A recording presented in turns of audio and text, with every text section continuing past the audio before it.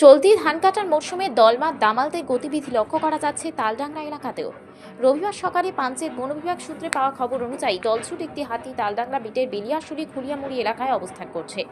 স্থানীয় সূত্রে খবর, শনিবার বিকেলে সিমলাপালের বিক্রমপুর গ্রাম পঞ্চায়েতের হেত্তাগোড়া এলাকায় একটি দলছুট দাঁতারের দেখা মেলে। পরে তাকে লক্ষ্মীসাগরের বাউরিশুর এলাকা দিয়ে পেরোতে দেখা গেছে বলে অনেকের দাবি। যদিও এই হাতিটি তালডাংরা বিটের বেলিয়াশুর খুলিয়ামুড়িতে প্রবেশ করেছে কিনা সে বিষয়ে নির্দিষ্টভাবে কোনো খবর নেই। অন্যদিকে বাঁকুড়া উত্তর বন বিভাগ সূত্রে খবর, বড়জোড়া রেঞ্জের সাহারজোড়া জঙ্গলে এদিন 50 থেকে 60টি হাতি অবস্থান করছে। বন দপ্তরের পক্ষ থেকে হাতির দলটির প্রতি যেমন কড়া নজর রাখা হয়েছে, তেমনি সংশ্লিষ্ট এলাকার মানুষকে সতর্ক থাকতে অনুরোধ করা হয়েছে।